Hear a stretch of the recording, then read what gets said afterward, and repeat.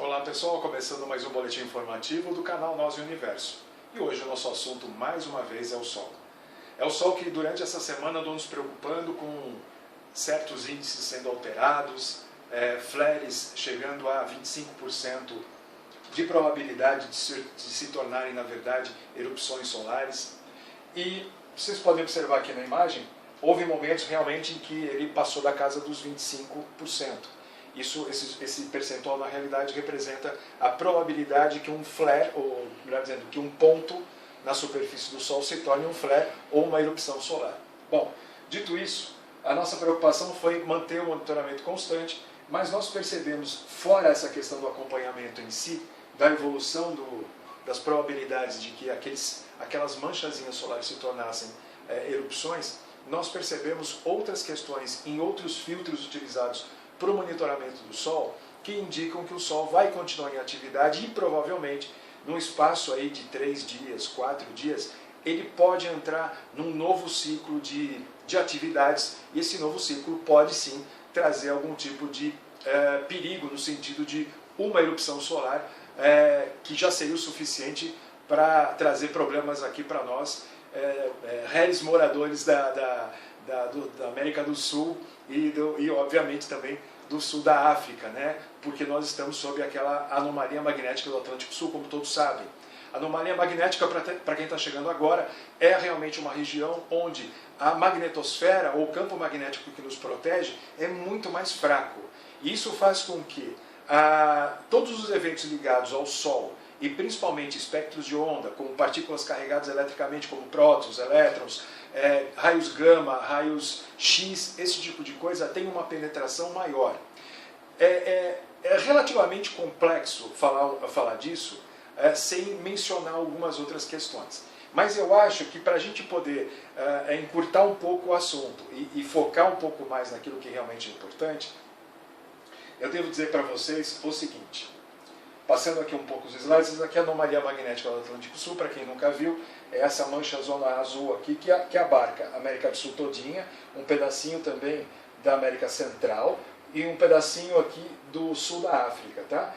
Nessa altura dos acontecimentos, a anomalia magnética já invade um pedacinho do Pacífico Sul também e segue na direção oeste, ela está indo para a direção da Austrália nesse momento. Tá? Mas é uma coisa que já existe há muito tempo, os cientistas vêm monitorando isso desde a década de 60, para vocês terem uma ideia, mas hoje em dia se tem uma preocupação muito maior, porque também se sabe muito mais a respeito da nossa magnetosfera. A magnetosfera, para que a gente possa fazer um apanhado rápido e geral, aqui está o nosso planetinha. Esses filamentos dourados aqui representam as correntes eletromagnéticas que são produzidas no interior do nosso planeta e saem através das extremidades e fazem todo um contorno ao redor do nosso planeta como forma de nos proteger dessa radiação que vem do Sol e do cosmos em geral, tá certo? Então, só para quem está chegando agora. Agora, a nossa grande preocupação, na realidade, é com isso aqui. Em termos de anomalia magnética do Atlântico Sul, vamos imaginar aqui o Brasil nessa bandazinha onde eu estou colocando aqui. Vou tentar marcar aqui para vocês para ficar um pouco melhor. Dá para ver aí, câmera? Tranquilo? Então, olha, nesse pedacinho aqui vocês devem imaginar o posicionamento da América do Sul. Mas observe também aqui, olha, está vendo a largura que nós temos aqui? Essa faixa azul indica o limite inferior da nossa ionosfera. E o que é a ionosfera? A ionosfera, na verdade, é a parte ionizada da nossa atmosfera. Normalmente, essa distância maior aqui, ó, até o limite inferior da ionosfera, é entre 40 e 50 quilômetros a partir da superfície terrestre. Tá? Essa é a medida normal para o limite inferior da ionosfera. Okay?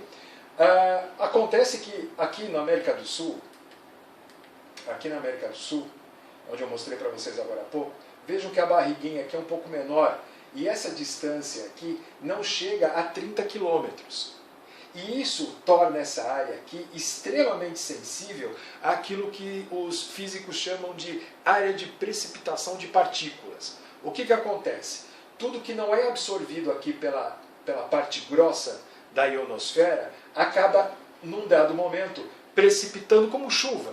precipitando nessa outra área aqui. Ou seja, as partículas ficam soltas. E elas vão se acumulando também aqui, e num determinado momento, por exemplo, há descargas elétricas, às vezes até sem chuva, sobre a superfície terrestre. Essa é uma característica dessa nossa região, na qual a nossa magnetosfera, o nosso campo magnético, é muito fraco. É o ponto do planeta onde ele é mais fraco. Por isso mesmo, a ionosfera, o limite inferior da ionosfera, está tão próximo aqui da superfície da Terra. Muito bem. Dentro dessas explicações, uma coisa que eu posso, por exemplo, dar como exemplo para vocês é eventos de queima instantânea. Narrado por algumas pessoas, tenho certeza que de repente vocês até conhecem alguém que já tenha passado por isso. A pessoa está observando um campo onde você tem algumas árvores e de repente um clarão, ou um clarão avermelhado ou coisa do tipo, descarrega acontece sobre a copa de uma árvore. A árvore seca imediatamente. É uma descarga elétrica. Há 2 ou 3 semanas atrás nós tivemos aquele apagão geral no Brasil. As autoridades, né, já emuquifaram, né, já esconderam o assunto, ninguém mais fala nisso. Mas sabe por quê? É porque isso tem íntima ligação com essa sobrecarga eletromagnética no espaço entre o limite inferior da ionosfera e a camada superior da Terra. Por que isso? Porque provavelmente numa das estações houve uma descarga elétrica que fez com que ela desligasse e sobrecarregasse as outras linhas e essas outras linhas também foram desligando. Então a grande verdade sobre o apagão não é que a gente queira deter ou ser o dono da verdade nesse momento. É que esses indícios, esses elementos são extremamente fortes e não podem ser descartados, ainda mais que não tenha aparecido uma explicação convincente sobre o apagão. Então, do ponto de vista climático, geofísico, o que eu posso dizer é que a estação, uma determinada estação importante da linha, recebeu uma descarga elétrica importante e ela, com todos os seus aparatos aí de proteção, desligou. E na medida que isso aconteceu, ela sobrecarregou as outras linhas que foram desligando também. Isso, gente, é para dizer para vocês que é uma característica do nosso ambiente. É uma característica do ambiente aqui na América do Sul.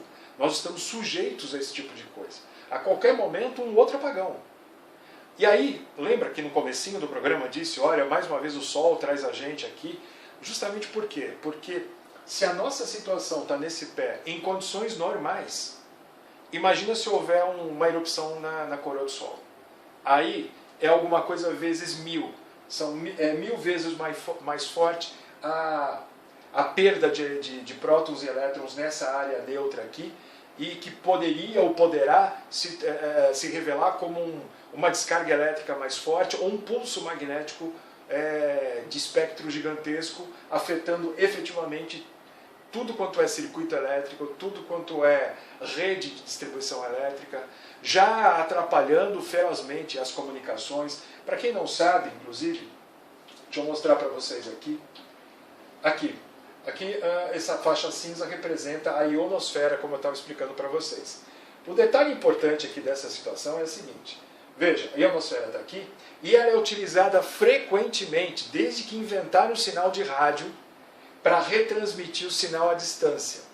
A ionosfera, justamente porque ela se conforma, ela se configura como uma espécie de espelho eletromagnético, ela rebate a transmissão da onda para um outro lugar. Então você tem, por exemplo, um ponto de emissão aqui, ele rebate como se fosse um espelho e é lançado na outra direção, mais longe do ponto de emissão. E assim é feito quando o sinal é repetido daqui para cá, ele vai caminhando sobre a superfície terrestre e alcançando distâncias incríveis.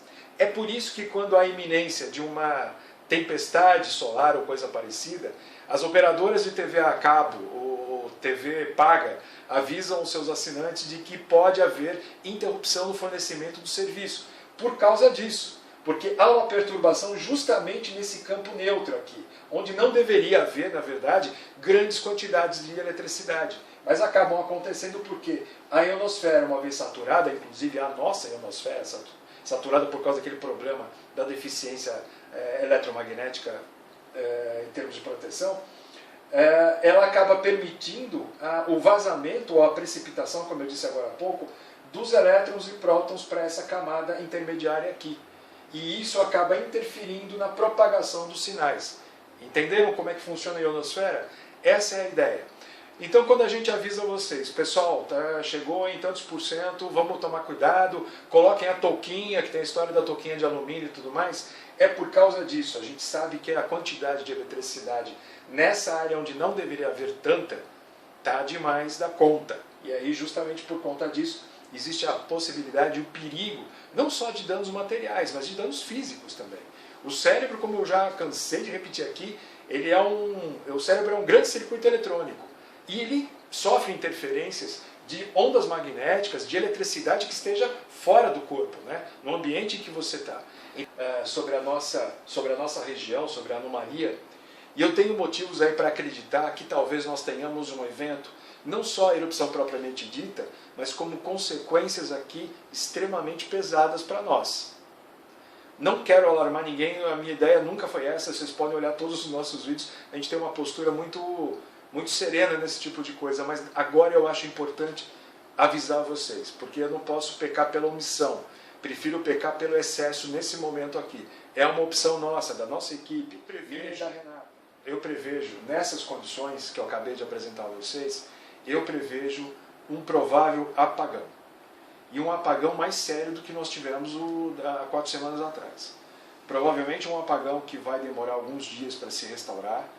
Talvez um apagão que tome conta de todos os estados, inclusive de países vizinhos. Obviamente, não só pela falta de energia, mas por conta daquela questão que eu estava explicando aqui a vocês, não haverá comunicação, ou a comunicação será rara ou extremamente difícil. É possível também que nós tenhamos alguns veículos que parem de funcionar, os mais modernos, que são totalmente eletrônicos. Então eu vou partir direto aqui para as recomendações. Eu acho que, seguindo aí o roteiro que a dona Renata passou para mim, eu tenho que colocar aí as condições para que vocês realmente possam se preparar em relação a isso. E uma delas é a seguinte: estoquem água potável para consumir. Estoquem também comida enlatada e não contem com a geladeira, ok? Por motivos óbvios. No momento em que nós dispararmos o alerta solar, através do nosso WhatsApp, dá uma olhadinha aqui no número, anota, manda um oi pra gente, nós vamos colocar você numa lista de transmissão. Não é nada de grupo, não é nada de nada, é só para avisar quando houver realmente necessidade.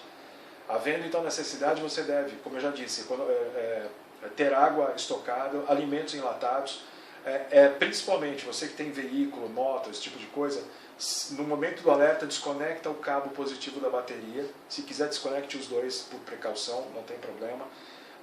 Uma outra coisa importantíssima, combine já uma forma de comunicação com seus parentes na ausência total de sinal de celular, na ausência total de linha telefônica, porque é provável que a gente passe mais de 3 dias sem energia elétrica, tá? Pode acontecer realmente isso. Como eu disse agora há pouco, prefiro pecar com vocês pelo excesso e não pela falta de aviso. Então é por isso mesmo que, inclusive, esse aqui é o nosso primeiro vídeo postado na semana. Uma outra questão que talvez possa ser importante, a gente não sabe, nunca vivemos isso, mas vai aqui uma outra dica da dona Renata, com relação ao dinheiro. Tenham dinheiro vivo, tirem um pouco de dinheiro, guardem na casa de vocês, guardem em algum lugar seguro, porque pode ser importante ter dinheiro vivo para comprar víveres ou qualquer outra coisa que se necessite.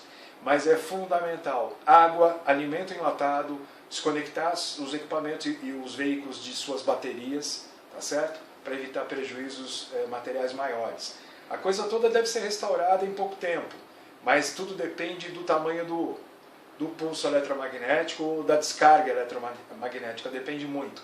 Se for uma descarga eletromagnética pode demorar um pouco mais, porque ela provavelmente vai prejudicar, estragar equipamentos que possam demorar para serem repostos, trocados nas estações de distribuição de energia elétrica, tá certo? Então eu acho que esse era o recado que eu tinha para passar para vocês. Eu desejo a todos aí uma boa sorte. Nesse sentido também, mais uma vez, fica aqui o nosso telefone à disposição, não só para dúvidas, mas como também para cadastramento na lista de transmissão, para uma eventual situação que nos leve aos 45% aqui do monitor. Se houver os 45%, nós vamos disparar o aviso para todos vocês. Podem ficar certos disso, tá ok? Então é isso aí. Eu vou gravar mais 2 programas e um deles eu vou explicar um pouco melhor sobre essa dinâmica da magnetosfera. Tá joia? A gente se vê no próximo programa então. Até mais.